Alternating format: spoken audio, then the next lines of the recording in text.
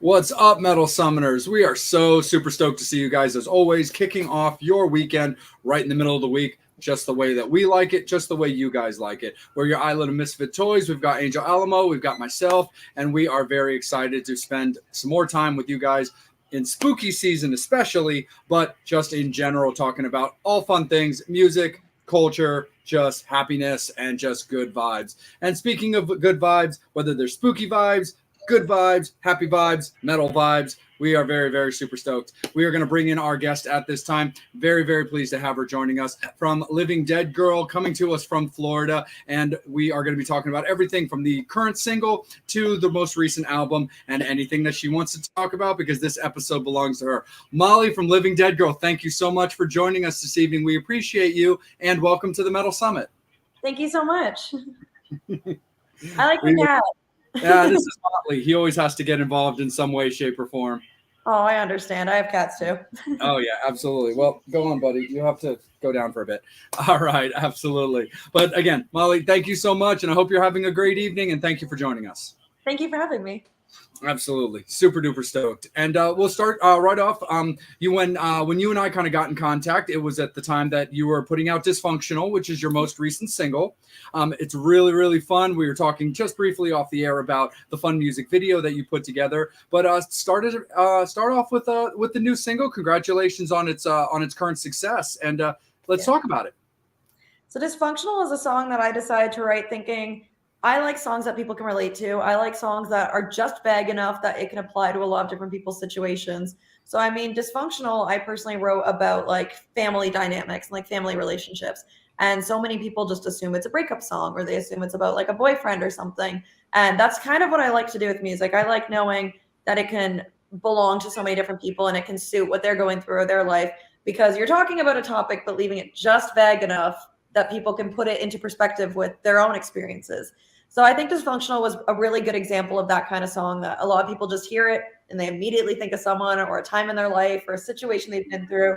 So Dysfunctional is a really like cool song for me, just knowing, okay, every time we sing it live, like the little introduction I do for it where I'm like, all right, this song goes out to anyone who has like this relationship with someone and like everyone in the audience just like perks up like, yeah, me, I can relate to this. Sure. So it's a really fun song because it's kind of like making light of that situation. Like it's a very fun, playful song. It's upbeat, it's energetic. It's got a very poppy chorus.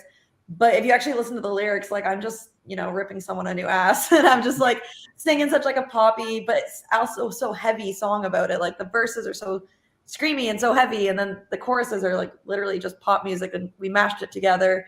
So it's a really fun song. I love that song. I kind of think it might be our best single, but I don't know how to pick one because that's like picking a favorite child. Sure, absolutely. But no, it's true though, because that's something that I've always gotten out of like your style and the various songs of Exorcism, which we'll get into as well. But it really does have this kind of cool mashup in my eyes of like kind of like a head-on collision between like Avril Lavigne and Maria Brink, which I really, really dig. That's exactly what I was going for. So thank you for saying that. You're welcome. Well, absolutely, for sure. I'm super duper stoked.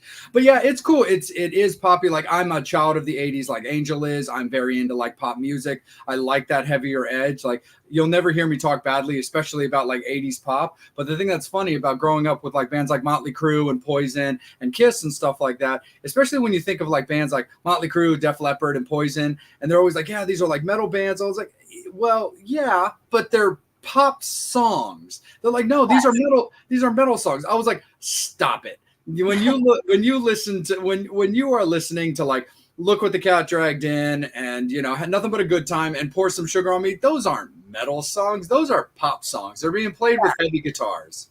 Yes, exactly. I always find it hard to describe my music when people like ask what it sounds like because I mean, technically, if you're going by the drop tuning and the screaming vocals, it is metal music.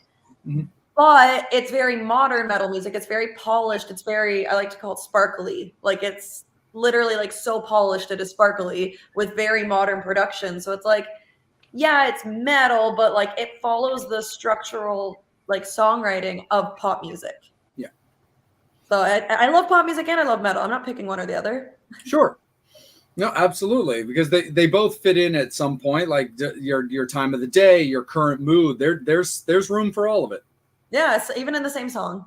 Yes, 100% for sure. So you were talking about, you feel really strongly about potentially this being the best single that you've written, that the band's put out. But again, with that being, of course, very tricky, as you can imagine, Angel and I have had that conversation multiple times with guests about picking a child and stuff. But what can you tell us currently about the writing process for Living Dead Girl? So you had Exorcism, which is coming up in the next segment, but you've got Dysfunctional now. Are you currently working possibly singles oriented? Are you working on a new record? Of course, based on what you're allowed to talk about. We're going to start going a little bit more singles oriented just because of the fact that we are an independent band and we self-finance everything. Like every single thing we have done to this day has come out of my own pocket. I don't have a label that's giving me money. I don't have an investor that's like loaning me anything. Like when you see our bigger budget music videos, like the Exorcism video, it's like that was months of me working overtime waitressing to pay for that video. So when it comes to, okay, what's like the future plans? It's like, well, I'm kind of still recouping from my losses from the first roundabout because I kind of splurged on Exorcism. I was like, screw it. I don't care what happens. I'm just going to make a very professional album. And, I put myself in a little debt doing that, as artists do. I see it as a business investment. It'll be fine. It'll work out one day. But so for the next thing I want to do is I want to kind of spread it out because that also is a more modern approach. Just kind of go one single at a time, like a single every few months kind of thing, just to kind of spread out my expenses. So we do want to eventually have a full-length album out, but I kind of just want to spread out the creation process. Whereas with Exorcism, I literally went in the studio and just banged out 11 songs like that. Like it was nothing. Like we honestly finished early. I had like 6 weeks booked there. And like on like the third week, we were like, we're done. What do I do now? I was like, I'm in Los Angeles. I booked time off work. I rented a condo, I had a rented car. I was like, what do you mean we're done? I was like, we literally just ripped through the songs so fast and the album was done. So I was like, I guess I'll just go to Disneyland, go to the beach, just hang out, and then go home. Nice. So the writing process for me is very easy because the second I get into a studio setting, like ideas just flood me. It's actually hard to narrow them down. So it's very easy for me to go in and be like, all right, I want to do a full album. Like Exorcism, mind you, was recorded in 2020. So I haven't like been in a studio writing since then. Dysfunctional was made in August of 2021. So that's the last time I was like working with a producer and writing music. So it's been a while for me. A lot's happened in my life. I've been through a lot of different like major life changes, lots of different emotions. So like I'm literally sitting on like 1,000 notes in my phone of lyrics right now. And I'm like, I have so much to talk about. I just want to kind of spread it out and pace myself so I don't, completely ruin my life financially. Right. So you actually, I don't know if you've ever seen it, but you kind of reminded me of a scene I saw in a movie I like called The Rocker, which is a Rainn Wilson movie about a drummer who got kicked out of his band right before they broke and became huge. But there's this one scene where he joins like his nephew's band and he's trying to build a relationship with his lead singer who's drastically younger than he is. And he's like, watching him writing songs in this notebook, he's like, how many songs do you think you have in there? He's like, probably like 200. And he's like, wow, that's like 500 albums. So like just the idea of like you having like all these like songs, of course, from all these life changes and stuff like that. It's definitely exciting at the idea of a lot of Living Dead Girl to come. Right? Like over the past 2 years, I've had so many highs and so many lows. And no matter what I'm feeling, I'm always just pulling out my phone and quickly writing lyrics down. I open the voice memos app and start like humming like different melody line stuff, like making sure I don't forget anything. Because by the time I go into the studio and do it, I might not really be in the same headspace I was at the time, like a year ago, but I still want to talk about that thing that happened. So I need to like just write it down while I'm thinking of it, while it's fresh in my brain. And then when I'm actually in a studio setting, I really just like mentally transport myself somewhere else and just put myself back in that position and go, okay, let's take this and let's just roll with it. Sure. Absolutely. Being a guitar player yourself, how can you give us a little bit behind the curtain of your songwriting process? Do you start with lyrics? Do you start with melodies? Do you start acoustically maybe yourself? Or do you send things out to the guys and see how they react? It's actually very collaborative between myself and a producer usually. So I work with Mitchell Marlowe. He's the guy that produced Exorcism.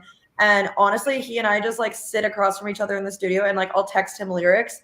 So he has them on his phone. Then I'll just like keep sending them line by line as I come up with them.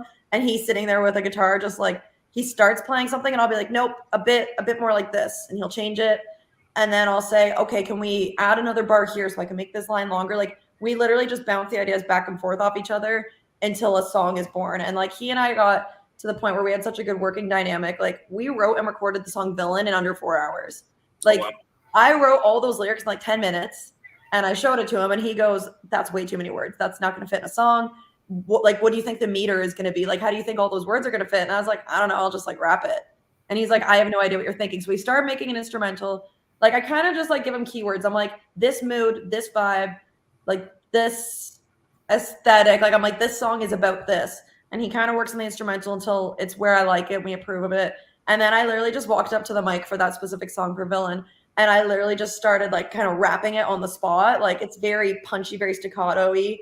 And then he just like turned around and looked at me and was just like, okay, that works. Let's just keep going. Whatever you're thinking. Like, sometimes it just naturally happens and it's the most like unorganized, unplanned, unofficial. Like, I'm not sitting there like tweaking the same song for weeks at a time. I feel like when I end up doing that, those songs aren't that good. I feel like the best songs are the ones that just happen and just come naturally. Like, I feel like it's already in my brain. I just have to like discover it. Nice.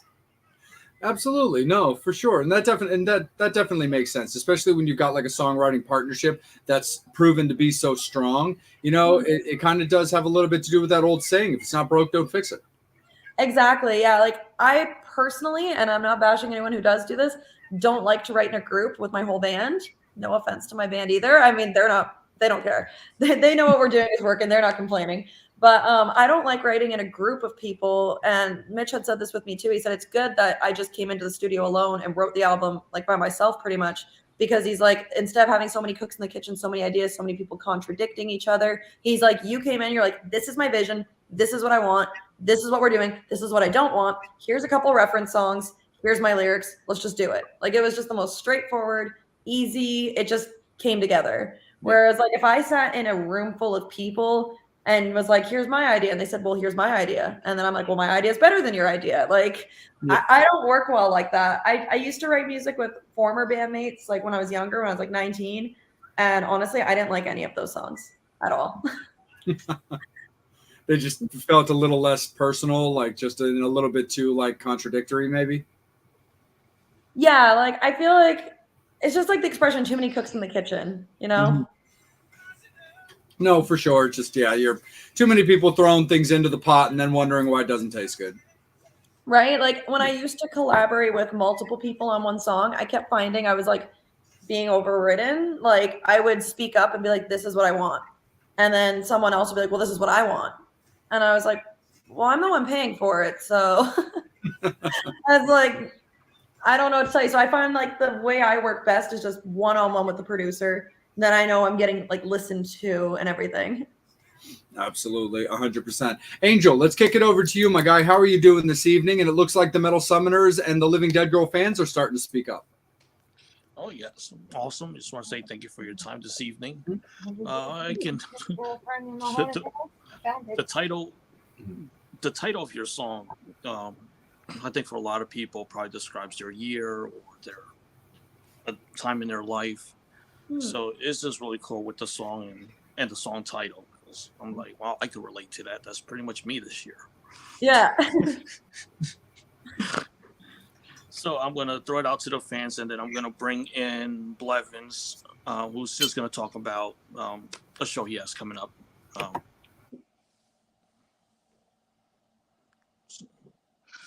Let me get to the fan questions. Hold on. Audio. Okay, you can hear me.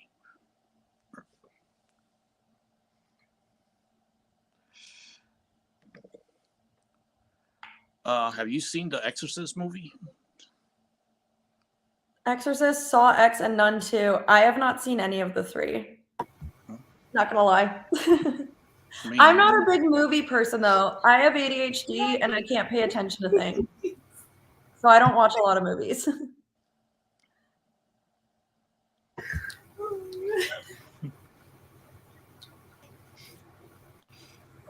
Question from Mike. How are you with your fans? He brings up your Raven and Brian of Raven Black. They hung out with me after a show 3 years ago, and treated me like a longtime friend. It speaks volumes about them. I treat my fans the same way I treat absolutely every person, and that is with kindness and respect because, I mean, I'm Canadian, so I'm polite, I guess. But also, I'm just not an asshole. We had a lot of awesome times with fans on our last tour, specifically in August. Like, we went out for dinner with fans several nights of the tour. Like, I love meeting people. I'm a very social person. Like, I can walk into a room of complete strangers and befriend all of them in minutes. I'm just like a very outgoing, extroverted person. So like when people come to the shows and they're nice to me and I'm nice to them, like we can become friends in seconds. And my question for you is, when it comes to the songwriting, just kind of curious to know, were you influenced by any songwriters? I kind of like to reference stuff that I listen to for like the actual like structure and the overall sound. But when it comes to lyrics, I find like I can't really write lyrics the way certain artists I listen to do. Like some people are a bit more dark or a bit more poetic or a bit kind of more formal in their writing, whereas I find my writing style is a bit more, I don't even want to use the word sarcastic, maybe like witty. Like I write very conversationally, especially in songs like Beautiful and Villain. I really write the way that I talk. So sometimes I try to be a bit more, oh, I should just try to sound more serious or more poetic or more dark and mysterious.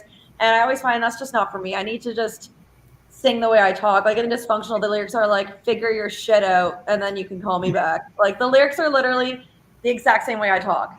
So it's hard for me to like reference another songwriter and be like, oh, I want to write like this person. Like I think the best lyricists, like of the people that I listen to, are like Marilyn Manson and like Motionless in White. Like Chris Motionless writes amazing lyrics, but I just don't write in that same style. It doesn't come to me naturally, so I can't really try to copy anyone in that sense. Okay. Do you ever come up with a title first and want to go with that, or does the title just come from what you write lyrically? It can go either way. I often do come up with the title and then write the song around the concept. Like I did that with Exorcism. I knew the album was called Exorcism before we went in the studio. I'd already picked it. I was like, it's a whole vision, it's a whole concept, the whole thing's a metaphor. And then I same with Poltergeist, Villain, Dirty Liar. All of those songs, I came up with the title and then wrote the song. And then with songs like Alive, I switched the name like 5 times. Alive was almost called Run Away With Me. And then I was like, no, that's too long. I don't like that. So then I switched it to Alive. And same with Escape. I was like, I was trying like to call it different things. I'm like, maybe this is not a home or something. Like I was like just playing around with words. And then my mom was like, why don't you just call it Escape? And I was like, good idea, Mom. I'll call it Escape. So it can completely go either way. It just depends on the song.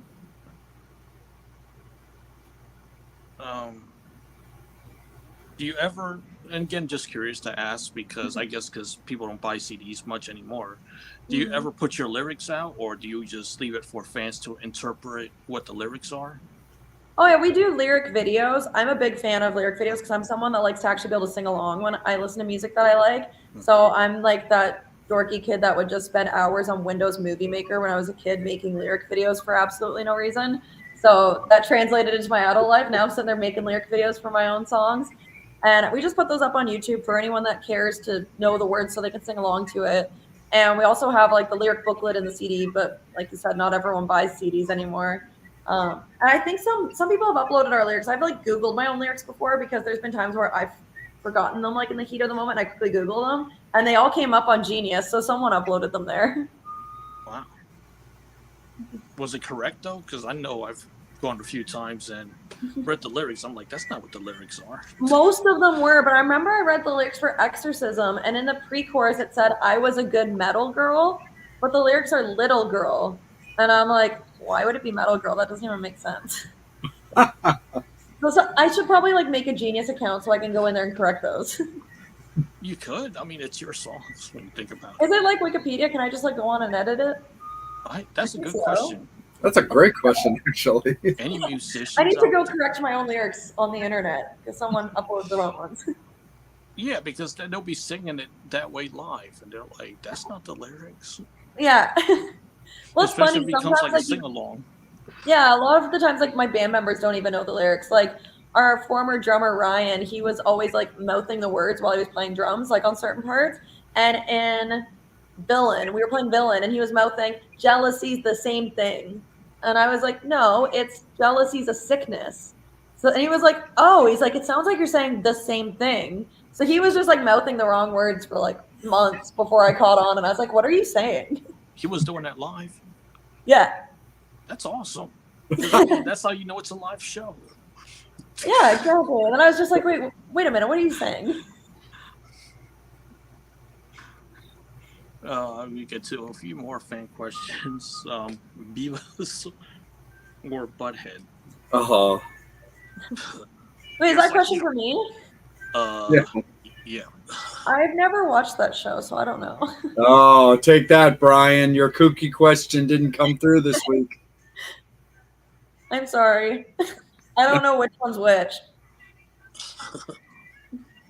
Which? What are my big plans for the next year? What can we expect?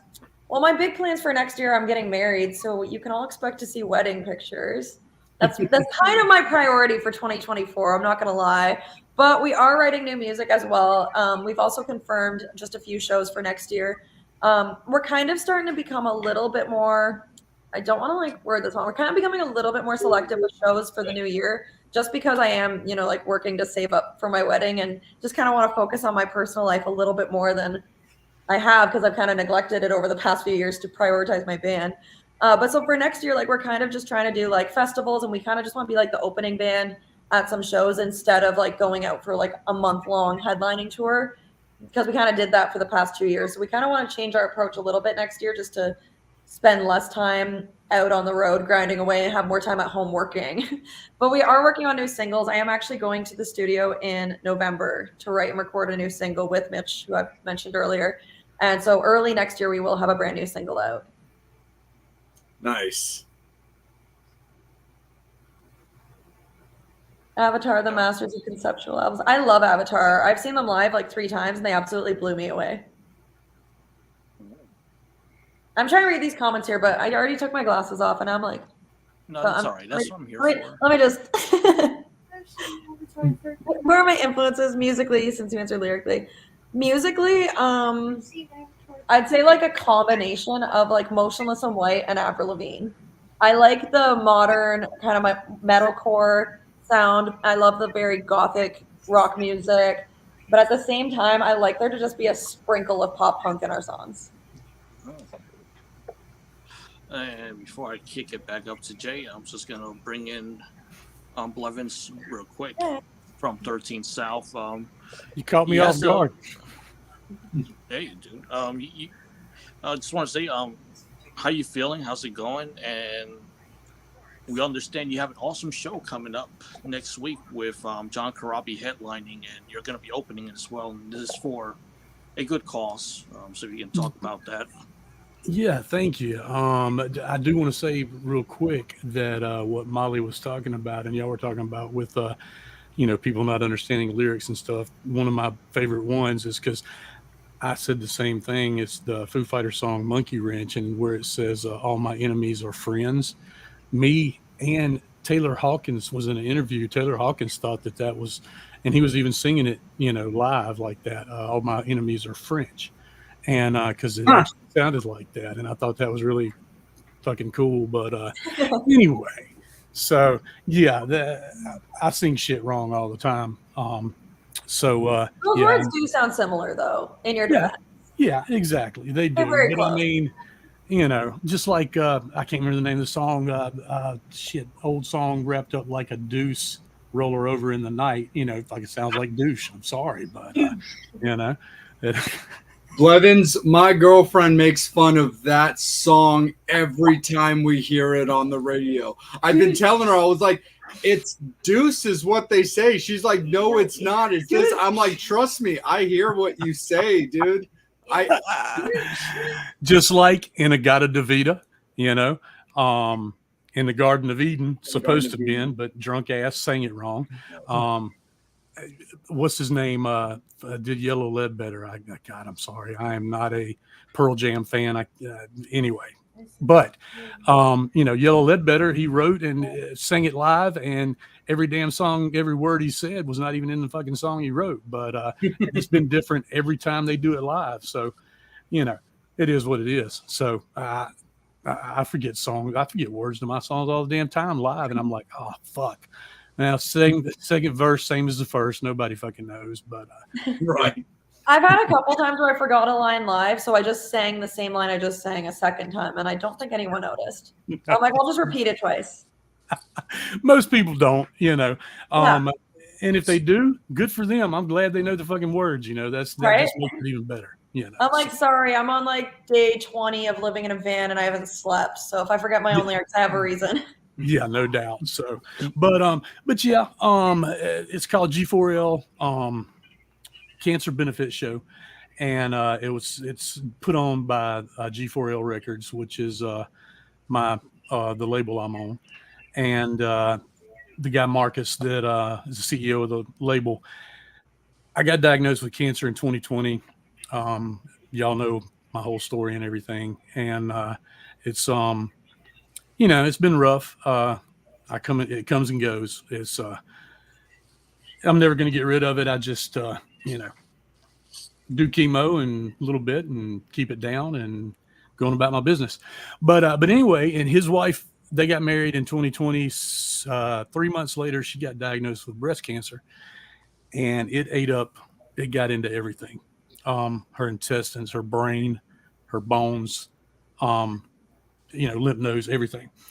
And he decided to put this show on while she was still around, and actually she passed away three Saturdays ago.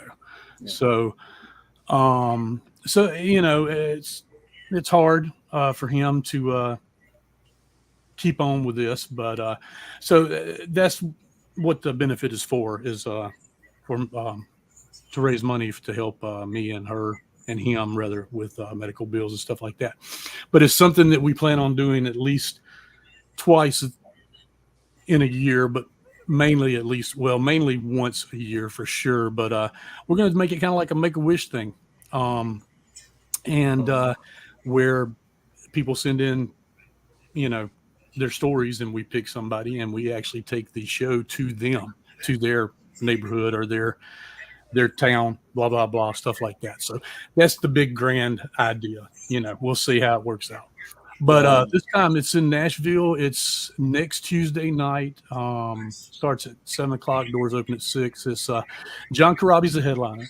I start the show off at 7. I play like 3 songs just because I don't want to take up too much time and stuff like that. But Anthony Corder, lead singer from Tora Tora, is going to be there, doing a 30-minute set, and then John's going to play like 45 to 50.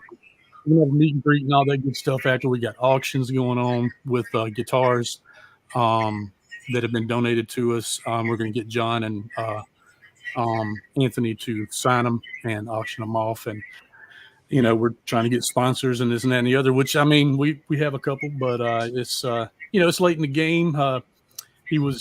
Marcus was tied up with her, and then she passed, and he kind of went into a lull for a week. And so, yeah, it's rough, but we're gonna make it happen, you know. You got somebody hosting. Oh God, yeah, thank you. I forgot about that. Yeah, that's what I'm here for, buddy. Yeah, my good friend Mark Gus Scott, drummer from Trickster, is going to be the host. I interviewed him on my show a couple of times, and I've never met him, but that dude is just classic. He's down to earth. He's lovable. He's very heartfelt, meaningful, but drops one-liners at the drop of a hat. He will fuck you up in a heartbeat with some crazy shit, and you know, so that's going to be hilarious. That's going to be fun. We only got a 2-hour show. Hopefully, we can make the rest of these happen when we do them on a weekend instead of a weeknight. With John's, you know, because I was out on the road with John all summer, and with Tom Kiefer and Winger. Thank you. Shit, see, and I call it chemo brain. They say it's because I'm getting old, but whatever. It's probably a mixture of both.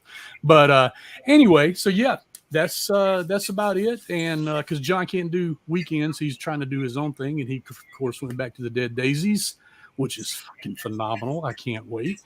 Hopefully do some more new music. And I'm ready for the tour for next year because I better be on that son of a bitch. But we'll see, So, hint, hint, John, I know you're not watching right now, but anyway, so I'll tell you all about it. No, absolutely, Blevins. Like, dude, I mean, we appreciate you, man. We're always here for you. We're happy to let you talk about your show, man. Absolutely. You, John, John Karabi, who, of course, the fans, if they didn't realize what John you were talking about, John Karabi, of course, formerly of the Scream, Union, and Motley Crue. Oh, yeah, not bad. The show as well. And, of course, Anthony Corder, another alumnus of our show from Tora Tora, which you mentioned. But, right. No, dude, this is, dude, you guys, them, are all family, bro. So, we definitely want to make sure that we put important causes. It's also Cancer Awareness Month. So It's always important for us to put like good causes out there, man. So we are more than happy to give you a moment to talk about a great cause. Well, dude, I appreciate it. And I'm going to get off of here, but awesome. I'm going to finish watching the show and stuff. Y'all have a good time. And yeah, Angel, hope to see you again before long. I mean, hopefully, man, wish y'all could. Damn right you will. Trust me. You wish y'all could make it to the show. It'd be awesome. But, one day y'all will get to see me play. But I love going down to Nashville, dude. I definitely want to make it back down there. We got you, brother. We appreciate you, man. You got a lot of love and a lot of support from this show, buddy. Appreciate it. And y'all have a good time. Nice meeting you. You as well. All right. Later. Awesome, man. We appreciate all of the continued support, for Blevins and everything that he does, everything that he fights for. He's got his cancer benefit show with John Karabi next week, so we always appreciate that. Molly, my apologies for that. I should have let you know that segment was coming. So yeah, no, that was my fault. So we do apologize for that because Angel and I talked about that. But it's important to let our premier guests know that something like that is coming. So that's on us. So we apologize. Oh, you're good. That's a great cause. You definitely should plug that on your show.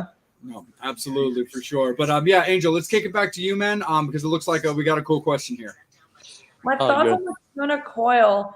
I've only honestly listened to a few songs and I liked what I heard, but I haven't listened to them enough to be like, I don't know, have like a strong opinion on them. Like I liked everything I heard.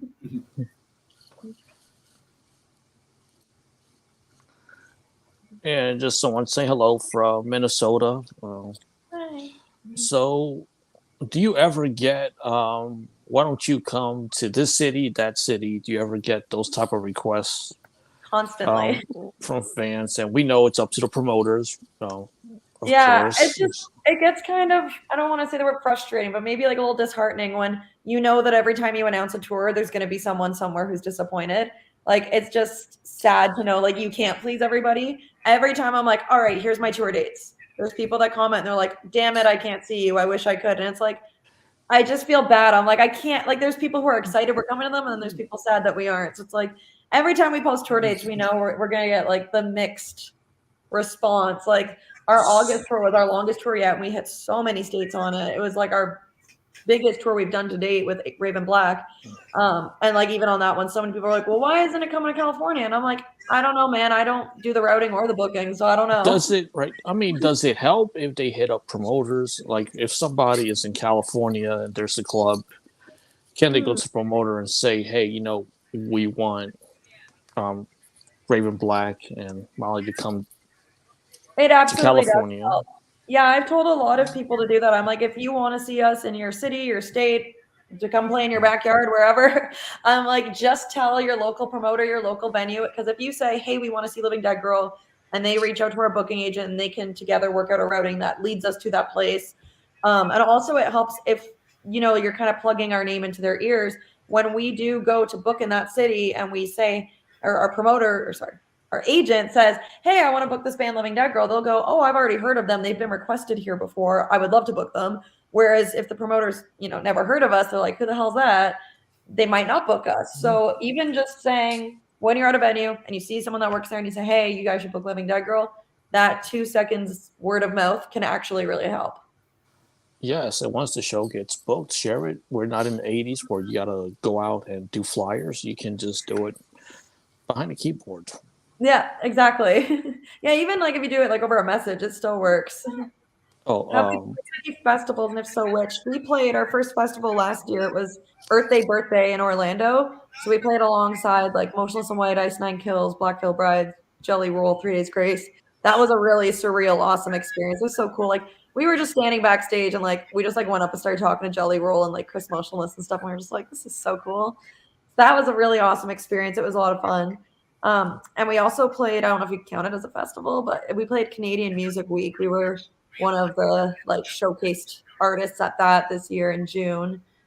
And then that's kind of it for festivals. We're still kind of like gaining our tour experience since we only began touring last year. So we're kind of still building up our momentum. But we have booked some festivals for next year. I just can't say what yet. Hey, when you're ready to announce it, you can do it on here on the Metal Summit. Oh, yeah. That's a good way to do it. You want to hear the tour announcement? Watch the Metal Summit. Just an idea What to other get you bands back on the show. or is there one I would love to open for? There's so many bands I want to tour with. I've actually like typed up a list and sent it to my agent. There's so many. But like if we're talking like my dream opening slot, I really want to tour with In This Moment, Hailstorm, Motionless in White, Starset, any of those bands, because those are bands that like I know our audiences would be a similar demographic. I know people will, if they like us, they'll like them and vice versa. And those are also just like people who I want to be around and who I want to watch their show every night. You know, like a lot of those bands are like especially Hailstorm. Lizzie Hill's the sweetest human I've ever met. Like I will always say that she's one of the most genuinely kind people ever. So the thought of ever being able to work with her on that kind of scale, like to go on a tour with her, would just be like such an honor. Like I would love to be able to see her every single day. And Harry Johnson, I've been telling local venues. Awesome. Yeah, we appreciate it. Word of mouth, honestly, does a lot more than people realize it does. Like you might think, oh, it's like not that big of a deal, but like it really truly is. Like you could message a venue and be like, hey, can Living Dead Girl play there? And they might be like, well, I've never heard of them. Who are they? And then the next time that someone else brings it up, and then someone else brings it up, and then they're like, okay, why do I keep hearing this name? And then they'll book you, you know? Right.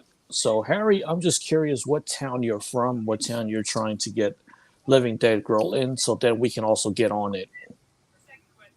Hey, it helps. Absolutely. If I could do a duet with someone, who would it be? Oh my gosh, I have a list for that too. I honestly, there's so many people I want to collaborate with. Honestly, is there a top 5 list? I was Top talking about 10? this with my band the other day. I think my vocal style in a duet with Ronnie Radke from Falling Reverse would sound insane. He does the same like really fast staccato, like he does insane screams. He has a huge range. I feel like he's the male version of what I do vocally. So if you put both of us in one track, I don't think the world could handle how good it would be. Okay. Nice. My buddy Max is the guitar player in that band. Oh hell yeah.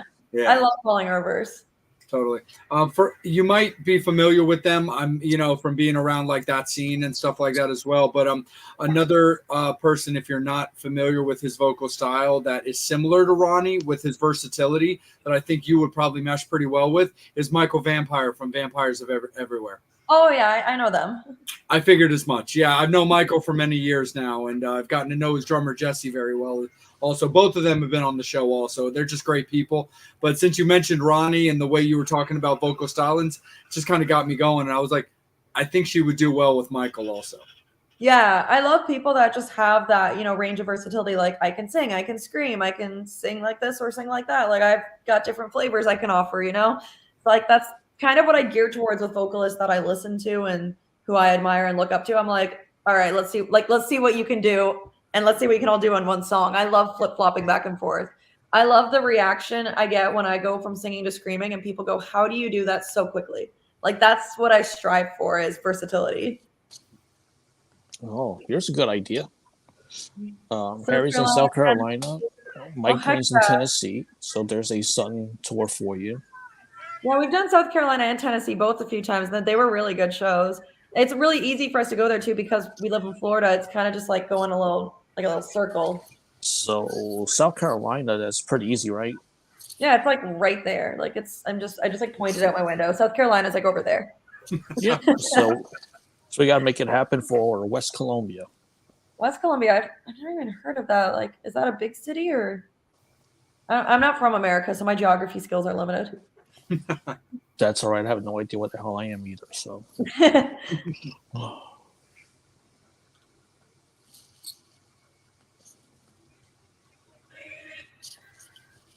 How do I feel about Whitechapel? I don't think I've ever listened to them, quite honestly. Not gonna lie. That's all right. I No feel like worries. people really misunderstand how much like metal I listen to. Like when I'm alone listening to Spotify, I listen to Disney soundtracks. Nice. I listen to like literally Disney movie soundtracks and Avril Lavigne and a lot of pop punk. And I do listen to some metal, but I'm always like screaming and at metal shows and stuff. So when I'm just chilling listening to music, it's not always metal music. That's cool. Actually, since you brought that up, I gotta ask you this question. Because I listen to it in the car a lot, and I played it for my girlfriend, and she likes it too. But do you know who Peyton Parrish is? Because I'm going somewhere with this. I don't. It's okay. He did an album that's literally called the most magical album in the world, because Disney was always called the most magical place in the world, or whatever their thing was. It's his vote. He's a Viking metal singer, so he does that Viking metal sound, but he did an album that's entirely Disney covers. Oh, that's awesome. So, he did like Let It Go, and he did like Colors of the Wind from Pocahontas, and like I Can Show You the World from Aladdin, and songs from like Lion King, and songs from like I need to look that up immediately. It's amazing. Like whenever you get offline with us, like what's his name? His name's Peyton Parrish, Peyton Parrish, Parrish. Came up right away. Perfect. I'm just gonna follow him on Spotify immediately. Yeah, don't forget, because the ADHD will make me forget. No, totally. So whatever album that comes up, because I forget exactly, but whatever it's called, the most magical like album ever or something, you're gonna recognize it when you see it. Just get it. Like you're gonna be so stoked. Sounds good. That's right up my alley. So you were talking about when we were talking about songs off Exorcism, you had mentioned Escape. You had talked about being Canadian. So I did want to ask you about this, because I think it's a very cool topic. I think it's very interesting, and I think it proves and is very interesting to the drive of a musician. So you introed your video to Escape talking about how on this date you packed up your belongings from Canada and moved to the States to follow your dream. I'd love for you to talk a little bit more, again, kind of behind the curtain, about the story behind that. I have honestly wanted to live in the States since as long as I can remember. Like since I was like 10 years old, I was always like, I want to live in America. Like I have so many American friends, like more American friends than Canadian friends. And I was always just like jealous of them. Like I was like, it's so easy to tour the States because it's so much smaller and more condensed than Canada is, that you can drive like for 5 hours and hit a major city, and then drive another 5 hours, hit another state, another major city. It's so easy to tour the States. And whereas in Canada, like I lived in Ontario, I'm like, I can play Toronto, I could play Ottawa, I could play Montreal, and then I could drive 30 hours to the next city, So it's like, I always kind of felt very limited in what I could do as someone who like was trying to pursue music and wanted to be in a touring band. I always just felt kind of like, well, there's really not much I can do here. So I always really wanted to live in the States for a lot of reasons. I always thought I would end up in Los Angeles. That's where I like wrote and recorded Exorcism. I spent a lot of time there. And then I was dead set I was going to move to Nashville. I have friends there. I was looking at houses there. I was like so prepared. And then just like at the last second, I was like, I want to live in Florida. So like I texted Steve one day. We'd only been dating a couple months. And I said, would you move to Florida with me? And he was like, yeah, sure. So we found a house on Facebook Marketplace, didn't even see it in person. Like we literally just FaceTimed the guy that owns it to make sure it was a real house. And he showed it to us. We sent our like first and last, and like 3 weeks later, put all my stuff in a U-Haul, put my cats in the back of my car in a giant crate. They screamed the entire way, by the way. It was obnoxious. So do mine. Even just down the road to their vet. Their vet is literally down the road. I can't even play music because they're their own band. Literally, like they're so squeaky and they would not shut up. You should record them. I should like do a little auto tune on, make a song out of it. Yeah, because more people watch cat videos than they do human videos. Honestly, all I watch is cat that could be a way to fund the next video. Have them sing. Angel, it is so funny that you say that because I was recording the sounds that Nyx and Motley were making and playing them for my girlfriend. I'm like, Megan, they're so upset right now, and I'm only driving like 8 minutes down the road, and I was I recording hate it. screams that they were like making. Yeah, like I drove for 3 days with my cats in the car, and I was going into hotels every night that said that you're not supposed to bring pets in. But you know when you like check into a hotel and then you drive around the back and go in the back door? So like I would just like carry the crate in and just like run in quickly. I let them out of the crate and just like let them run around the room, and I was just like, sorry guys. And then the next day I would just stick them back in the crate, put them back in my car, and keep driving. So it was honestly such an adventure, and it was really, really difficult to do. I don't think people realize how difficult it is to just move to another country. Like you can't just move to another country. You need like a permit to work and everything. So I got what's called a talent visa, and I got it for 3 years. So it ran me about $12,000, which was insane. But it was worth every penny because I love my life now. So it was worth every penny. But yeah, like I said with the whole touring thing, like I feel like Living Dead Girl, the ball didn't get rolling and we didn't get started until I was US based. It changed everything. Like for me to tour now, I can play, like we have a whole lineup of shows in October that's just Florida. We can play in Tampa, we can play in West Palm Beach, we can play in all these cities. And there's a metal scene in every single one of these cities. Like every time we play Tampa, it's amazing. There's always people there. And then like we drive a few hours, we're in South Carolina. You drive a few more hours, you've got Alabama, you got Georgia. Like it's just so much easier to tour here. There's so many places you can hit up. Like where I'm from, I could just play like the same bar over and over and hope that people would show up, but my friends would always say they're coming and then not come, so I got all over it. No, for sure. I saw in the go somewhere else. Oh yeah, I also saw in the Escape video that on that particular tour, when you were doing all the footage for that, you played at Love Drafts in Pennsylvania, which is actually a venue that I love. Oh, that's one of our favorite venues. That place is awesome. Yeah. Nothing better than eating barbecue right before you go on stage. Oh yeah, no, for sure. I've been there. I mean, I've been there for multiple shows. Megan and I went there for Power Man 5000 most recently, but I've been there for my buddy Ryan is the lead singer of a band called Julian K. He's also fronting the band Edema now as well. But I've been there for various bands and stuff like that. But we love Drafts. That place is so cool. Yeah, I'm bad with names. I think their sound guy's name is Hayden, and I might be misquoting that or getting his name wrong. But their sound guy there is exceptional too. Every time we play there, we're on stage just like, wow, this sounds so good. Thank you. How important is that with the sound guy? It's everything. It's honestly everything. If I can't hear in my ears, the whole show is fucked. And here's just a question: if I guess because some bands do this, where a sound guy's really that good that they have to take them on the road with them and have that person be the sound guy. Is it that importance for a sound guy to be really that good? Yeah, it definitely is. We're hoping to reach the point where we just have our own designated sound guy that we bring with us.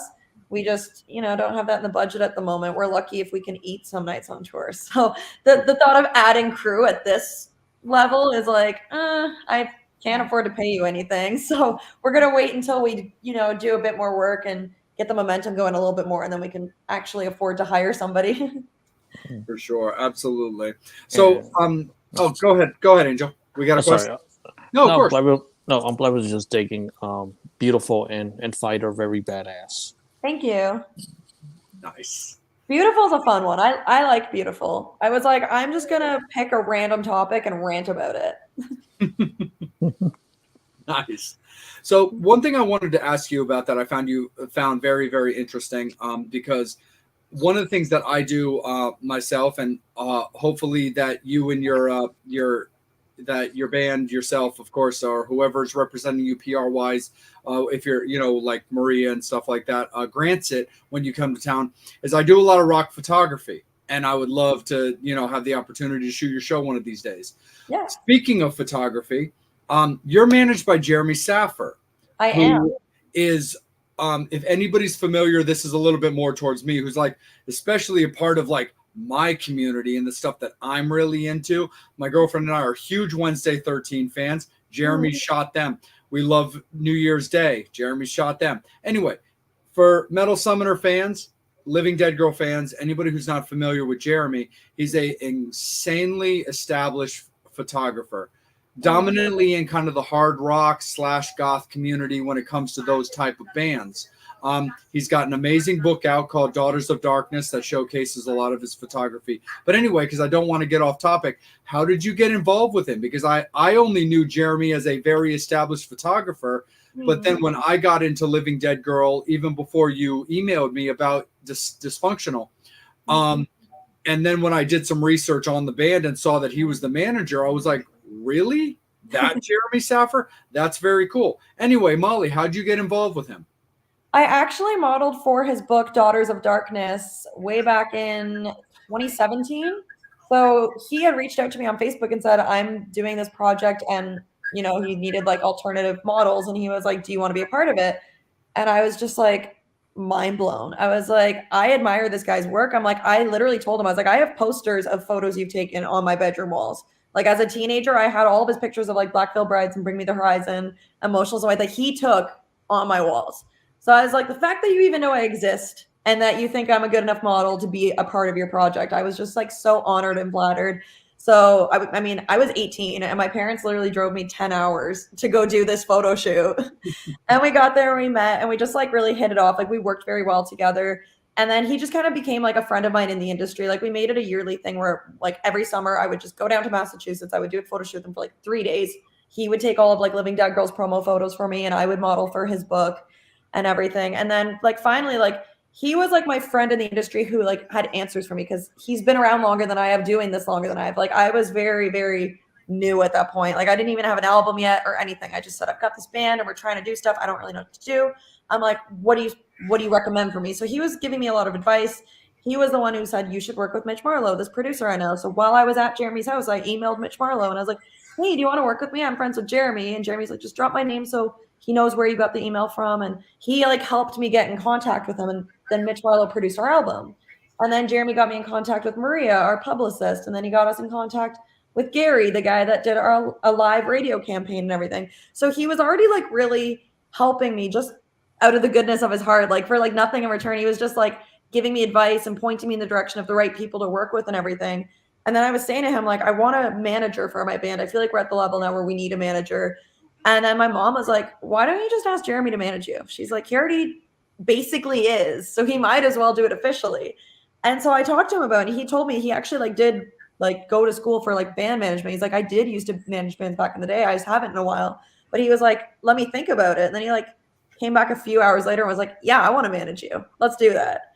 Nice. So like that was just like perfect because I always get, I don't know, I don't want to like self-victimize or anything, but I mean, I always get very cautious about anyone I work with in general, just like being a woman and everything. I don't want people to like think I'm dumb and try to like take advantage of me or try to like exploit me so they can make more money off. Like I don't want to end up working with anyone who isn't like trustworthy or isn't like have good intentions. So with Jeremy, I was like, I already know you. You're a great person. You're very nice. We have a good working relationship. We already get along. I was like, so the thought of working with you in that context just makes sense. I'm like, you're not someone I'm scared is going to like try to screw me over or put me in a bad contract or anything. So I was like, we're already basically working together. Let's just make it official. Nice. No, absolutely. And you kind of brought it up, and it's sort of an important topic to kind of touch base on. And of course, Molly, you know, don't think for a second that you have to answer or speak in a way that would jeopardize yourself or your band. How do you look at something like that where somebody like me, for example, somebody like Angel, who I know I can speak for on this topic, where like we're just all about like music is music, supporting bands, amazing music, amazing writing is amazing music and amazing writing. What are your thoughts of this still slightly taboo talks of like women in metal versus just like I'm in a pop punk / metal band versus I'm a female fronted band? I definitely see what you mean. Like there is still a lot of sexism in this industry. I've literally gotten emails from people that said, no, sorry, we don't like female singers. I've literally like asked to work with people and they said, no, we already have a girl. We don't need another one. I've literally been denied work because they said, no, we don't need any more females. But they would never say that about a male vocalist. So like this is something that actually happens behind the scenes a lot more than people realize. So anytime I go on a little rant sounding like an angry feminist, it's not for no reason. There's always a good reason behind it. But I don't. I'll take the heat for it. I pose the question.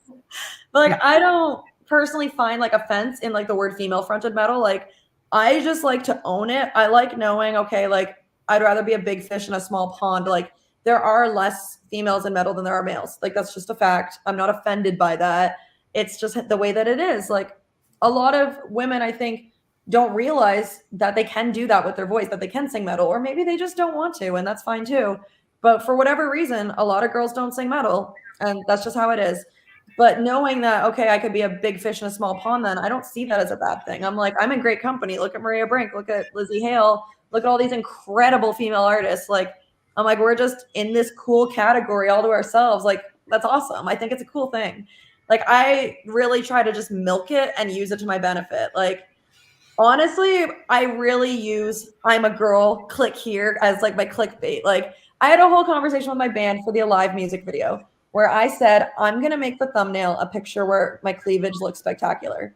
And our drummer at the time was like, that doesn't work. People aren't just going to click it because you're pretty. And then like 20 minutes later, like the video's got like 100,000 views. And I'm like, and all the comments were people like, I came because of the thumbnail and I stayed for the song. You have a new fan, blah, blah, blah. And I was like, I don't get offended by stuff like this. I just think, how can I use this for my benefit? Sure. Because the fact at the end of the day is I have been sexualized since I was like 10 years old. I used to get catcalled by grown-ass men walking down the street with my dog as a child. That's the world we live in. That's the way it is. And I can't do anything about it or change it. And even when I go to the gas station in my sweatpants, greasy hair in a bun, no makeup, definitely not trying to attract attention, not looking cute, I still get hit on. Guys will ask for my number. Guys will yell at me every single day. So just the way that I view this is I'm like, if you can't beat them, join them. I'm like, I'm not offended that people are like, oh, you're attractive. I'm not like, ew, don't look at me. I'm like, okay, look at me, but listen to my band and buy my merch. Like, I really just try to find a way. I'm like, how can I benefit myself with this? How can I monetize it? How can I, make this a thing? So I'm very confident, and I'm like, hi, I'm a woman and I sing metal. Pay attention to us. Now that I got your attention, listen to our music. Like, I don't try to shy away from, I don't like the word female fronted. Like, I'm like on Instagram and Twitter and like TikTok and everything going, hashtag female fronted, hashtag female metal, hashtag female singer, hashtag metal babe, hashtag metal chick, hashtag chicks who love metal. Like, I literally try to put myself out there as, hi, I'm a pretty girl that sings metal. I'm not scared to admit it. I just think it's not worth being like offended by. It's like, it is what it is. Sure. No, absolutely. I mean, and it's tricky too. And I love that you're definitely, protective of yourself and you understand your worth, but also understand the nature of the beast of which unfortunately it is kind of a beast because I mean, I'm a guy, I'm a male, but the fact of the matter is I'm very anti like Snowflake because I'm just like, y'all are just so sensitive. Like I really don't care about your feelings and I don't do apologies. So I can't really help you there. So I appreciate that way of looking at it. Do you and I can admire the ownage that comes behind that. Do you ever worry about what a positive attitude towards that might affect like any type of personal life that you might want to have? Or do you feel confident and strong enough in all of the aspects to where you're like, hey, the parts of my life that might affect, I'll get it. And I'm just in it to win it. Honestly, I feel like if you want to do the kind of things that I do, like I have OnlyFans, I've been modeling as long as I can remember. The second I turned 18, I was like, sweet, I can model with my clothes off now.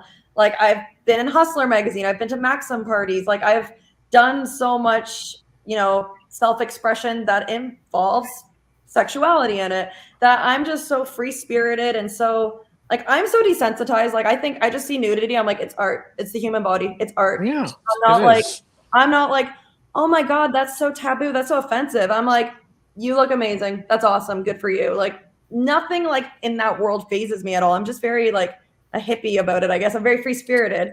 So like when it comes to that, like my family knows this, my friends know this. Like I remember, I'm gonna quote my grandpa who just passed away a few weeks ago. This was the sweetest moment ever.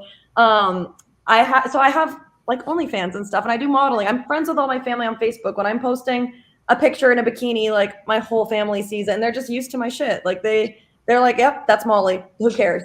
They're like, she's not a bad person. She's not doing anything illegal, and she's safe. So who cares what she does? But literally, my grandpa once, like, I posted like a modeling picture, and then I like saw him. I was at his house for dinner or something, and he's like, you know, I still love you even though you do porn. And I looked at him and I was like, I don't do porn. I was like, I just model. And he's like, well, I've seen the shit you post on Facebook, and back in my day, that was porn. And he's like, but I'm just saying, I don't care that you do that. I still love you. And I like burst out laughing. I'm like, that is the most progressive thing I've heard a man born in the 1940s ever say. I'm like, good for you. I'm like, if everyone had that attitude, the world would be a better place. We could all just mind our business and let people do what they want to do. And I just thought that was the cutest thing ever. Like my mom and I like still laugh about that. I'm like, remember when Papa said in front of everybody, he's like, Molly does porn, but I still love her. And I was like, no, I don't. Like, but I just wish everyone could just be like, I don't care what you do. Like, it's not my business. There's always going to be people that don't have the same outlook on things that I do, and that's fine. But it's just annoying when people will be like, oh, you do this. Like, I'm against that. Or my religion says that's bad. Or I grew up to think that's bad. I'm like, I don't care what your views are. I don't give a shit. It's my personal life, and I'm going to do what I want. It's my body. It's whatever. So, like, when people have negative opinions, I'm very good at just brushing it off and ignoring it because I'm like, those people don't affect me. That's quite the statement for Grandpa to make at Thanksgiving. Right? I was just like, what are you talking about? And he's like, well, back in my day, like girls posing in bikinis was porn. And I'm like, wow. No, that's totally cool. And no, in the most positive way, you know, condolences on your loss. I just lost my stepfather a couple months ago, so I'm right in there with you on that You one. understand, Yeah, of course, in the most positive support way. You know, our condolences when it comes to that one for sure. Thank you. So on that note, I'm going to save this for the next segment because we're all not that innocent, but we're going to save that for the next segment for myself. But Angel, let's kick it back up to you, my friend. Has anything popped up? It looks like it has, but has anything popped up for the Metal Summoners? And let's kick it over to you for a little bit. Just sorry, I'm laughing at Brian's comment. That's all. Of course. That's our Brian. Hey, wait, what were the lyrics? Sorry, pop that back. So it says, porn ruined a band for me. I'm a huge Biohazard fan. When I learned that Evan did porn, it totally screwed the lyrics up for me. What were the lyrics? Yeah, Brian, you might have to clarify that a little bit. Specific lyrics were ruined. What I do know about Biohazard is that Evan's ex-wife was a former adult film actress, and he eventually got involved with the industry as well. Brian, we're going to need you to clarify as best as you can to allow us to talk about it. Keep that in mind. Like Brian's been with us for a long time. He understands what I'm referencing when it comes to this. Like, we're not a PC show, but at the same time, when it comes to YouTube and Facebook, we're not 100% sure on certain things. So, Brian, just clarify yourself a little bit, buddy, and we're more than happy to ask Molly your question. We just need a little bit of clarification. Well, right back up to you, Angel. Just curious to ask, when you was moving from Canada to Florida, I guess I thought about this meme that I read on Facebook that says, stop thinking about what could go wrong and start thinking about what could go right. What was that mindset that you had when moving? Were you ever like terrified as hell? Thinking maybe you shouldn't? Yeah, I definitely had a lot of anxiety surrounding it and a lot of stress because I didn't know a single soul in Florida. I didn't have a single friend here, no family here, anything. And so Steve, my fiance, moved with me, but at the time he was traveling for work. So I moved down alone and he didn't even join me at the house until like months later. So for the first few months, I was completely alone, not only in a different city or state, but in a different country. And like, there were so many things that confused me. Like, I'm used to kilometers and here it's miles. So I'd be driving down the road and I'm like, I don't know what the fucking speed limit is. I'm just going to go by feel. I'm just going to look what everyone else is doing. I'm going to wing it.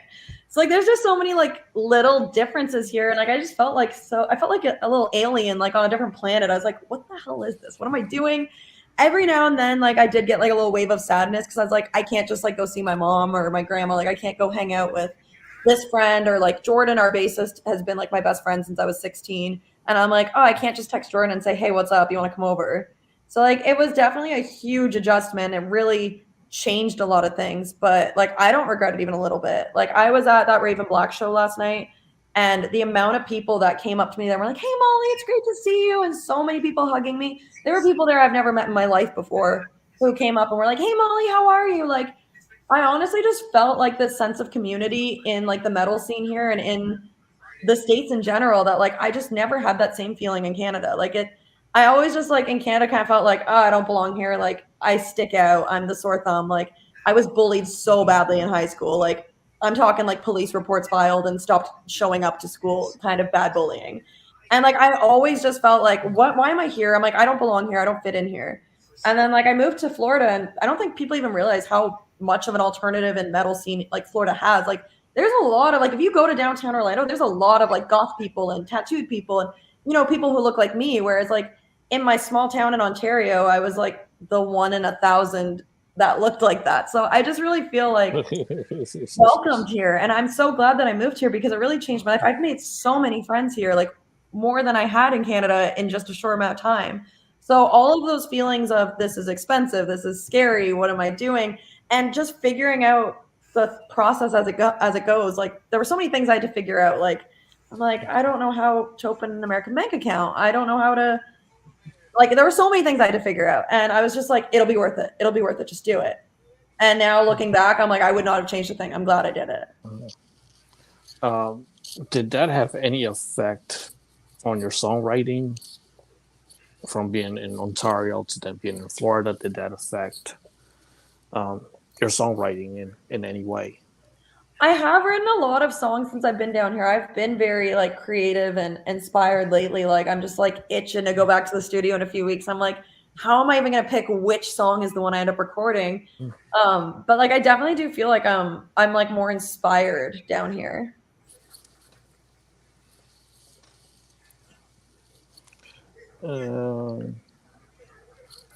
Just a comment about Florida.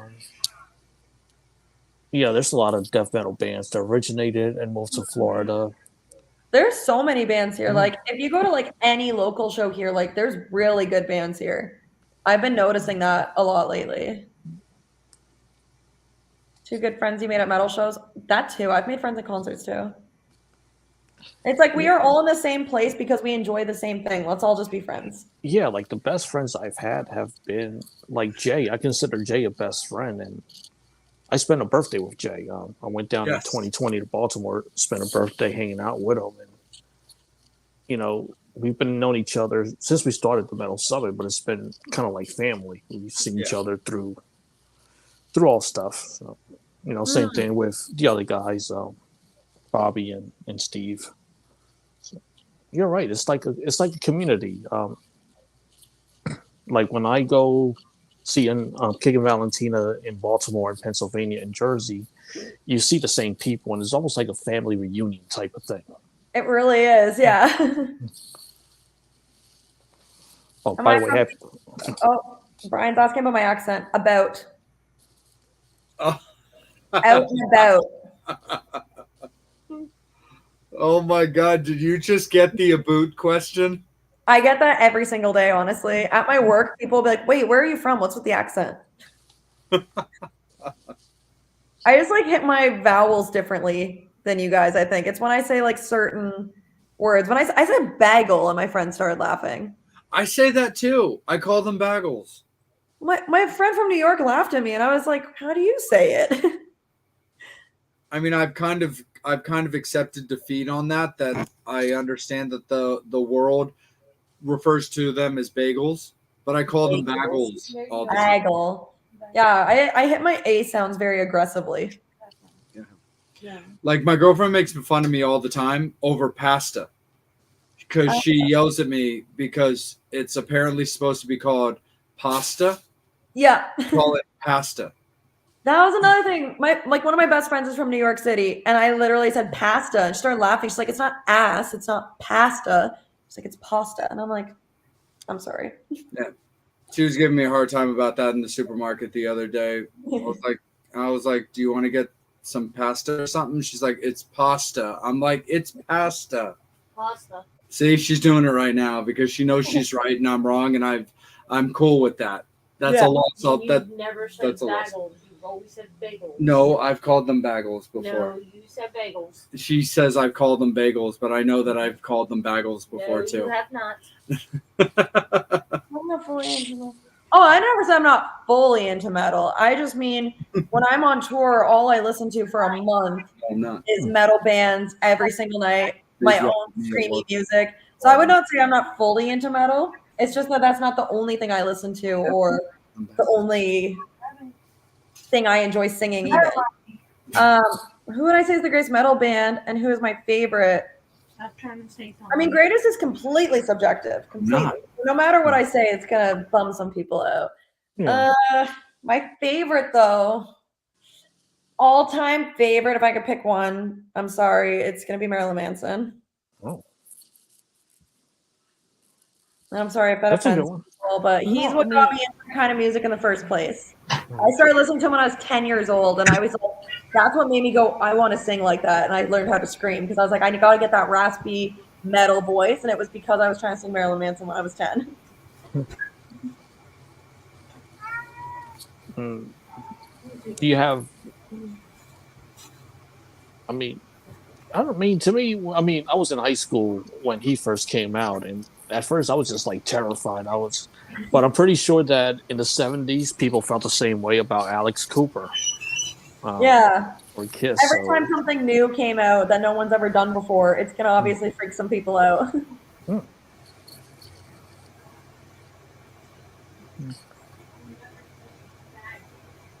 I know. Oh, do you like Tori Amos? Wow, I remember her. Sorry. Yeah, she was in the '90s. So. Yeah, people always ask me about things that are before my time. I don't think people realize how young I am. I have 3 sisters, so I know better than to ask a female what her age is. Oh, no, it's fine. I'm 24, but people always think I'm like 30. I never asked that question. It has gotten me a near-death experience. Yeah, a lot of music is like just like before my time. Like I didn't grow up listening to it. I mean, I guess Marilyn Manson was even before my time. Like he was big in the '90s, and I wasn't born yet. It's just that he was like my introduction to like why I started wearing black lipstick and learning how to scream and everything. I was like, oh, I want to be like that guy. So he was just like kind of like my first alternative love, I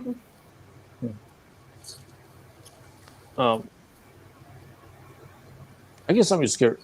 I know what I always say. I'm just curious to ask, but I guess that kind of thinking 10 years from now, will you ever, let's say you put out a record, would you ever save a couple of alternative versions for maybe like an anniversary down the road or a re-release? Like some bands, they will do like a remaster and include songs that were recorded but did not make the album.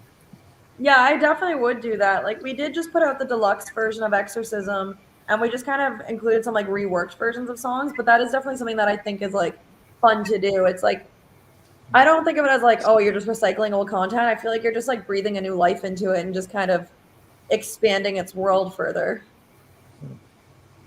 Yeah, because I remember, I think it was Bon Jovi, they did the song Have a Nice Day, and I found an alternate version, and it was still pretty cool. I mean, it was a hard choice to pick which one to put on the album, but it was just really cool to listen to the alternate version, just to listen to it.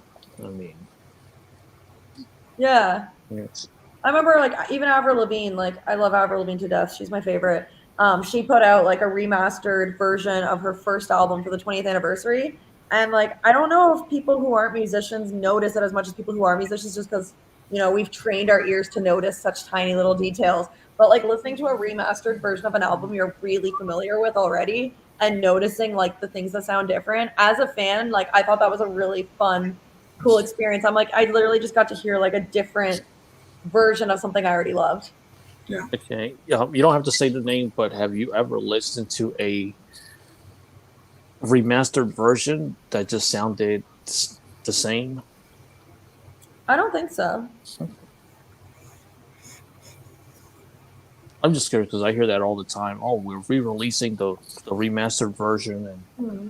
someone I've was always posting. noticed Oh, that I didn't hear before. what musical influences do you put into your vocals that would surprise us? That's a good question. That would surprise us. For clean singing, I 1,000% say Avril Lavigne because she was kind of like the first person that I listened to when I was like 3 or 4 years old that got me like wanting to sing along too. So like Avril Lavigne for clean vocals, very bright vocals, if that term makes sense to people who aren't singers. Like very bright vocals is very like articulated and like higher pitch, like very, I don't know, bright. I just use the word bright. So I try to do very bright, very feminine, clean vocals. And then when it comes to screams, I'd say the influences are like Maria Brink, Marilyn Manson, like I said. Probably those two would be like the top ones. When it comes to doing shows, do you do anything to help or maintain your voice? Oh, if I didn't, I would not be able to tour. I'm so strict with my voice on tour. Um, like I pretty much don't talk when I'm off stage, or at least as much as I can help. I try not to overly talk just so I can rest it. Like my vocal coach said, it's important to just shut up for even 10 minutes after you get off stage just to let the blood flow get back into your vocal cords. I don't drink any cold water on tour the entire time, even on days off. I only drink hot water, which when we were playing in Dallas in a heat wave in 115 degrees made me sweaty as fuck. It was awful. But you really notice a night and day difference between drinking hot water and cold water. Like even right now, I'm sitting here with a hot tea. Like I just don't drink cold water. It just makes you so friggin' raspy. I have it's right beside me because using I have this thing. It's called a doctor box. You just like vocalize into it and you put some water in it and it creates a resistance so it massages your throat. So literally you just walk around going and those bubbles like massage your throat. It sounds crazy, but this thing changed my life. It made my range bigger. It made my warm-ups faster. It helps me like recover if I'm really tired. It really just like wakes your vocal cords up. Like I have like a whole regimen. I have a certain tea I drink. I have certain foods I don't have. On tour, I don't drink coffee, which is difficult because I'm addicted to coffee. But coffee just is so acidic. Same with orange juice. I won't drink anything like acidic. I won't have dairy. Like I have a whole like process, and I sleep with a humidifier beside me, and I have like a little mask thing I put on that blows steam into my throat. Like if you don't do those things, you will just end up damaging your vocal cords. You will end up sounding exhausted and having canceled shows ultimately. So you really have to like treat it as, like it's your body, like your instrument is inside your body. You have to maintain its health or else it's going to get weak. It's going to get sick. So I'm just like very on top of it. I'm going to get to two really good fan questions and then kick it back to Jay. The Beatles or Elvis? Then he followed up saying if Molly asks who they are, well, I mean, I'm not an idiot. But between the two, I'd probably say the Beatles. Okay. Yes. And this one is going to be a round table because I'm curious about what Jay's first album is. What was the first album that you bought? Oh, Tears for Fears. I actually really like Tears for Fears. That's someone that my parents like listened to a lot. So I have like early childhood memories of singing along to them. The first album that I ever like physically owned a copy of was Let Go by Avril Lavigne. Wow. Hence our Skater Boy cover. Yeah. That's coming up in the next segment. The funny thing is, I want to say the first album I ever bought with my own money was either a Motley Crue, a Green Day, or a Him album because I love Him. I'm a huge super nerd for him. Megan and I went and saw Villa Vallo on his solo tour opening up for the Black Veil Brides recently, and that show was absolutely amazing. The thing is, I remember more what my mom helped me get into because I was into it. The thing is, my mom's not really into what I'm into, but she's supportive of what I'm into. Like when it came to the stuff that I got into, I'm a much heavier guy, like music guy than my mom is. Like she's into like classical and jazz and stuff like that. My dad was same with my stepdad. You know, he was into that stuff. My dad was more of the rocker, but things like Aerosmith and 10,000 Maniacs and Cyndi Lauper. And then my stepmom was more into things like country and like Celtic rock and like Celtic music.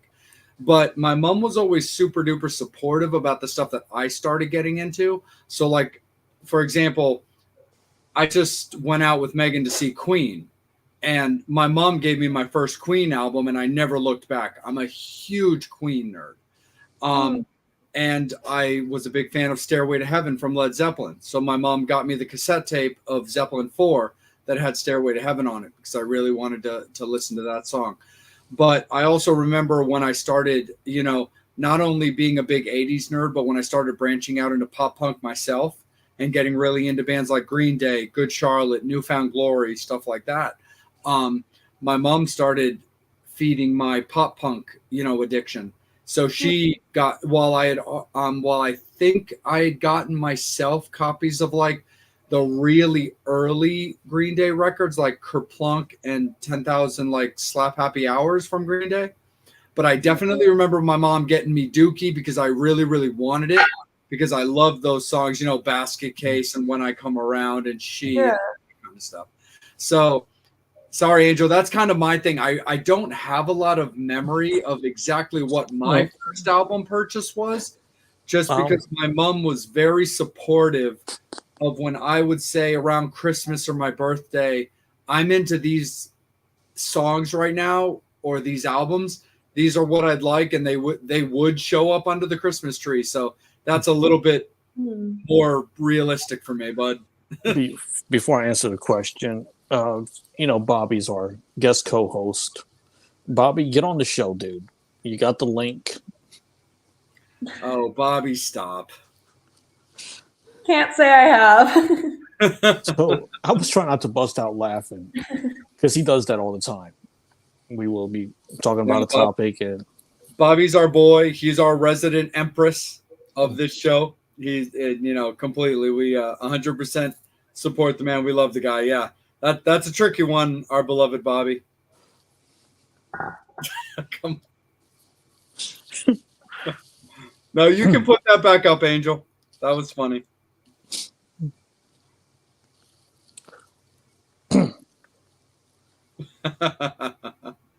No, absolutely. Mom got me my first Queen album, and I never looked back. I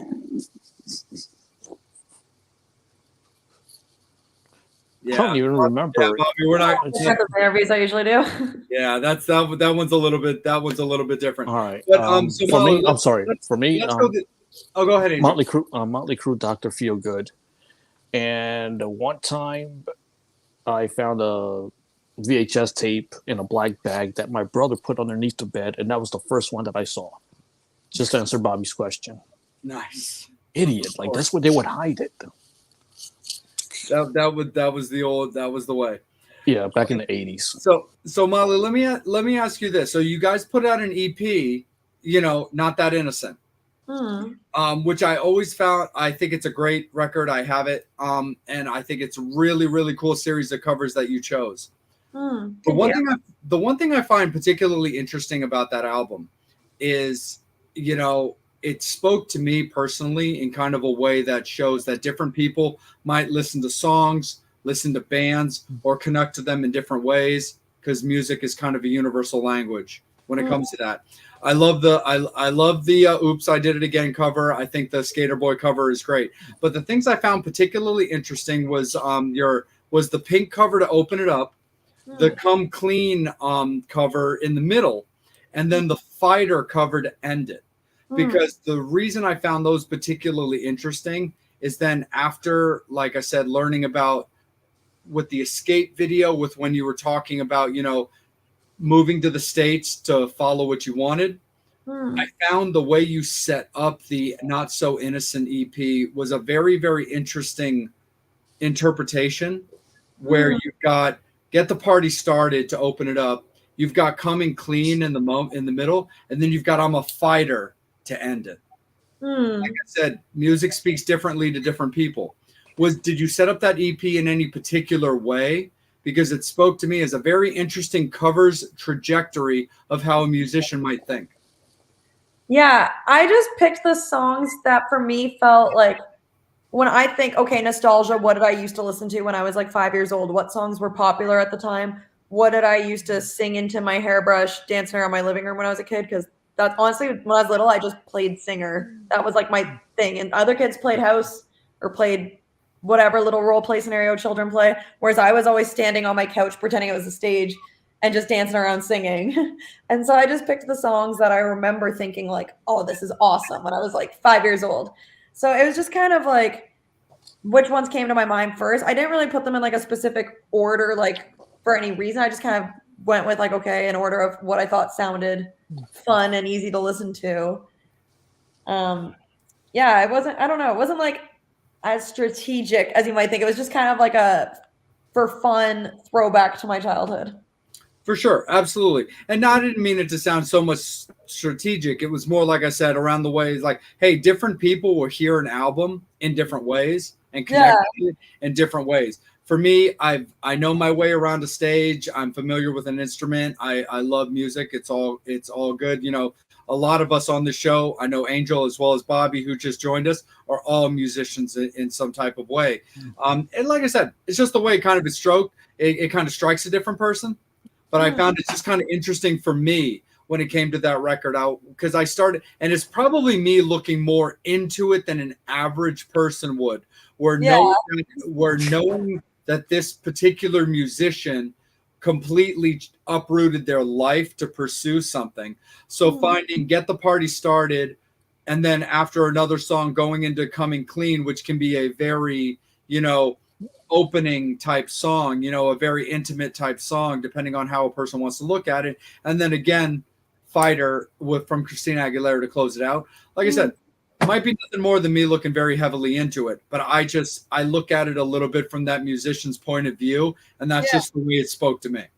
Yeah, that definitely makes sense. Like I feel like when you are a musician, you're just gonna overanalyze things more than non-musicians would.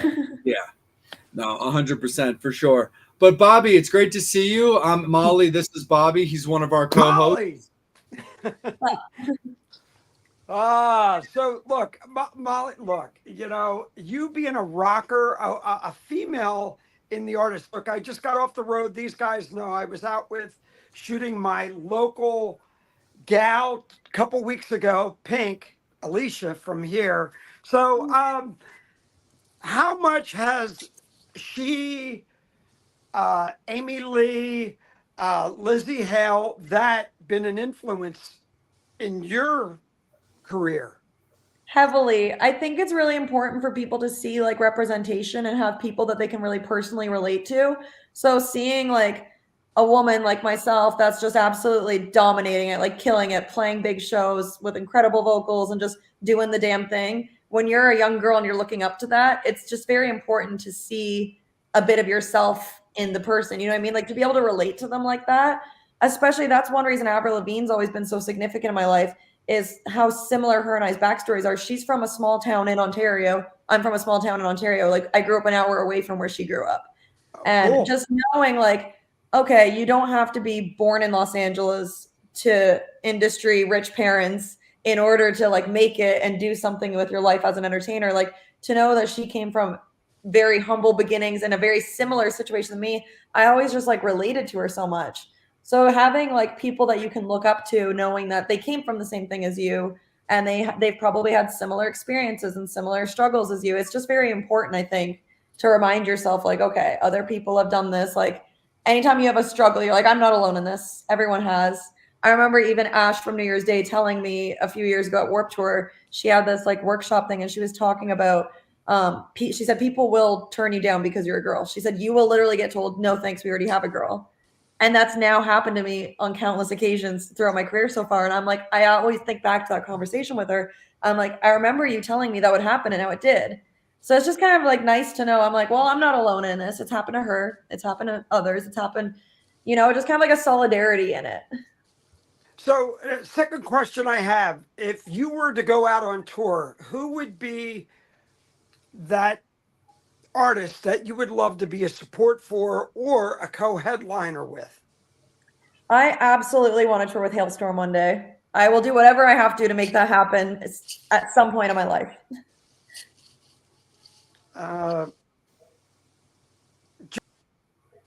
Well, Oh, that's all sorry. right. We did it. Wait, we lost. what Angel dropped me? Angel, Sorry. would you drop me? Oh God. The keyboard is very sensitive, dude. Apologize. Yeah, I got other things that are sensitive. Oh, you poor delicate person, you. Well, Tony's not here. I gotta be like, look, he's in DC, but so tonight it's plastic. Fair enough, brother. Absolutely. No, that's great. Look, Lizzie, I would love to see. Here's my thing. What I would love to see. I'm getting a little tired of the sausage party mega concerts. I would love to see an M3 type version or a tour, kind of like what they did with Power Trip and that, of Strong Women going out with Lizzie, going out with Joan Jett, throw the Pretenders in. I don't want it to be a Lilith Fair thing, but let's get some of the women that Lita.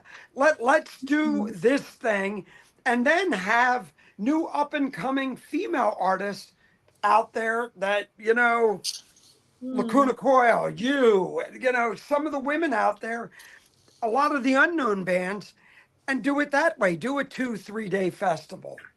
I 1000% agree with that. I feel like any female in this industry who feels threatened by other girls, like, oh, I don't want to be on a bill with other female artists, or I don't want to collaborate with other female artists, who think that they have to be the only girl, those people are not going to make it anywhere. I feel like Just you give them really the whole need, pitch, please. No. like, you really need to work together, because it's like there is room for all of us. It's not a competition. It's like you have your fans, I have my fans. We have our own styles, we have our own skills, our own talents. It's like it's not a contest. Like, the women at the top are collaborating. Lizzie Hale goes on tour with Maria Brink. They go and play shows together. Like, the women who are crushing it and killing it are the ones that aren't scared of the other women.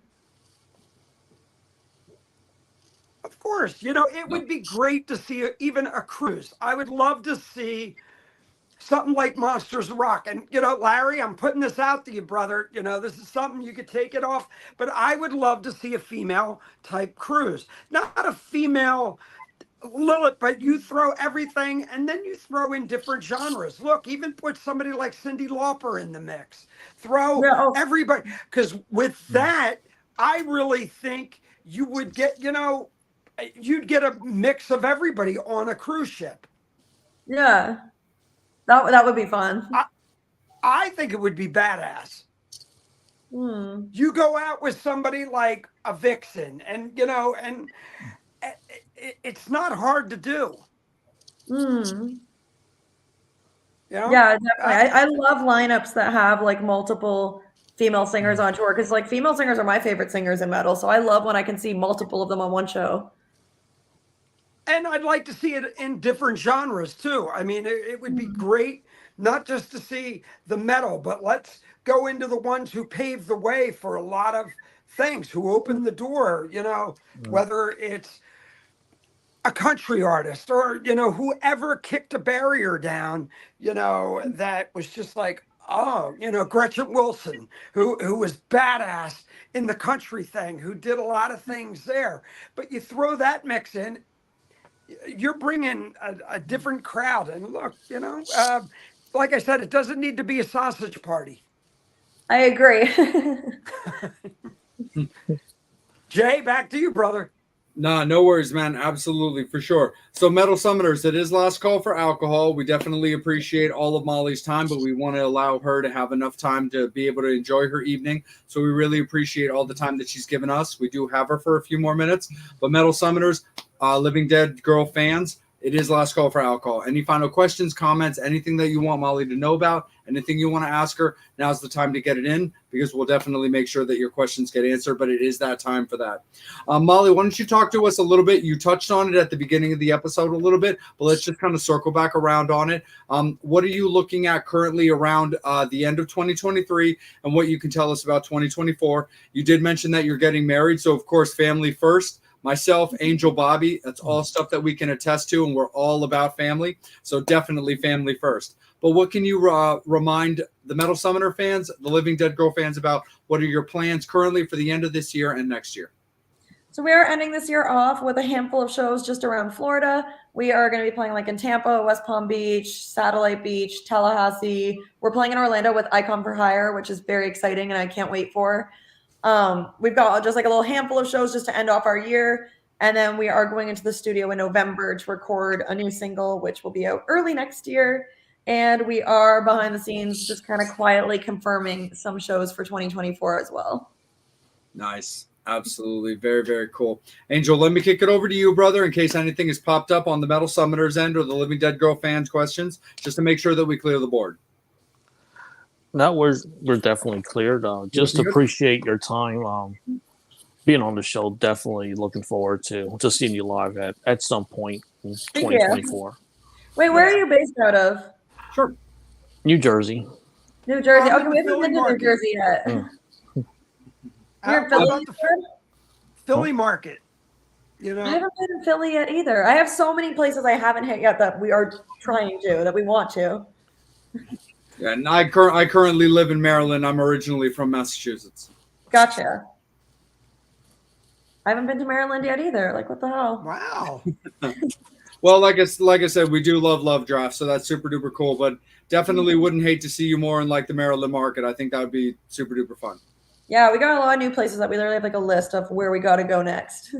Oh, right on. Very, very I cool. got to it. Well, Molly, before we put a wrap on everything, it's also very important that we also allow the guests to be able to plug their socials and anything they have coming up. So please, where can you and Living Dead Girl be found? We have an official website, livingdeadgirl.ca. Yes, it's .ca as in Canada, not .com, because I bought it when I lived in Canada. So livingdeadgirl.ca, that's where we've got tour dates, we've got merch, we've got our music, all of our music videos. So it's kind of like a one-stop place for everything. And you can also sign up we have like a pop-up that'll come up that says sign up for our emails. I find with social media lately, it's really hard to reach people because the algorithm sucks. Like I'll post tour dates and no one will see it. So if you want to make sure you don't miss tour dates, the best thing to do is just sign up for the emails. I don't send them often, so I won't bombard you or annoy you, but you'll always know when there's shows coming up. So I do recommend that if you're interested. But on Instagram, we are Living Dead Girl Official. On Facebook, we're Living Dead Girl Band. On YouTube, we're Living Dead Girl Official. If you're a music video person, definitely check out our YouTube because I'm a music video person, so I purposely made sure we have cool music videos. Awesome. And that's pretty much everything. Awesome. And if you live in Florida, come see us in October. Wait, it is October now. Nice. I think it's in like 2 weeks. When in October? I'll be down there. I'm going to be doing an event at Disney. I'll be shooting Hanson at Epcot and Disney. Oh, hell yeah. I live 20 minutes from Disney World. I go there like every single day. Oh, do you? Well, I'm an annual pass, so I'm down there from the Me I'll be there too. the 28th to the 30th. I'll be shooting at Epcot. I'll be doing everything. Hit me up. We'll 28th, hang. we're playing in Winter Park. Oh, very cool. I know right where. Hit me up. Let me know. Perfect. We'll bring people. Awesome. We will see you there then. Absolutely, 100%. And then I'll bring Bob. Nice. And Molly, one of the things that myself, Bobby, Angel, things that we've always been very, very big on is, of course, when bands aren't on the road. Frankly, even when they are on the road, because it's equally as important. But when they're off the road, how important merch is. Is livingdeadgirl.ca the best place to go for Living Dead Girl merch? Yes, we have a full online store, and I can very proudly say we probably have more merch than any band you've ever seen because I'm addicted to designing stuff. I do graphic design. I make everything myself. So we have a very expansive collection of merchandise available. Nice. Absolutely. I just think it's too boring to only sell like one t-shirt. I made it basically like a whole brand. For sure. Brian, I love Nick Myers. He's who works with us every time we play at Love Drafts, and he is awesome. Oh, very cool.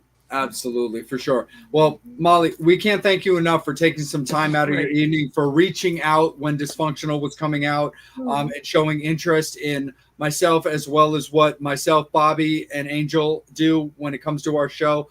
We really appreciate you taking some time to talk everything about what's going on with Living Dead Girl, a little bit about what you've got going on personally, but we just appreciate your consideration and interest. So thank you so much for spending your evening with us. Thank you for having me. Absolutely, 100%. And the biggest thing that's always been super important to myself, Bobby, and Angel, it's a very big deal when it comes to the show, is that you enjoyed yourself. You felt respected. You felt that your time was valued and that the questions that you were answered were respectful to your time. Yeah, definitely. Absolutely, for sure. Well, Molly, thank you so much. Metal Summoners, Living Dead Girl fans, thank you guys so much. Molly is now an alumnus of the show. She's, of course, welcome back anytime she has anything to say. And we appreciate you guys tuning in every single week, allowing us to do such great episodes, great interviews, and letting you know what's going on with bands, old or new, and keeping the genre alive. Make sure that you guys are following Angel at Angel Alamo 78 on Instagram, and you can also find him on Facebook. Make sure that you're checking out Bobby at bobbydreyer.com with all the photography that he's doing. You can also find him on Instagram and as well as Facebook, and you can find me on Instagram at just a R&R junkie, as well as Facebook as well. But make sure that you're following Molly on her socials, Living Dead Girl on everything that they've got going on, and make sure that you're supporting live music so that they get out, they continue to tour, continue to put out new merch, and continue to put out new music. Molly, again, thank you so much for spending your evening with us. We really appreciate you. Thank you, guys. And we definitely want to give you the ending of the show. If there's anything in particular that you wanted to say to your fans before we let you go. I don't even know. I feel like I said everything. No problem. Listen to Dysfunctional, please, because I'm proud of that single. That's all. Yes. Please, I'm begging you to just listen to it. 100, absolutely, for sure. Thank you so much, Molly. Again, thank you so much for Molly representing Living Dead Girl. Make sure you're checking them out and their follow updates that they're coming up this month in Florida and everything. Keep an eye out for Molly when she gets back from her personal leave to everything going on in 2024 when it comes to Living Dead Girl. Make sure, again, that you're following Angel, Bobby, and, of course, our beloved Psycho Steve on all of their socials and myself as well. We'll see you guys next week. We've got some great announcements coming out for you guys on Friday. We're actually going to hit you guys with a couple of double shows next week, but we'll get into those announcements on Friday when the Metal Summit releases them. We appreciate you guys so much. Have yourselves a fantastic weekend. Support Living Dead Girl, Angel Alamo, Bobby Dreyer, Psycho Steve, and myself. We'll see you guys in a week. Have a great weekend. Be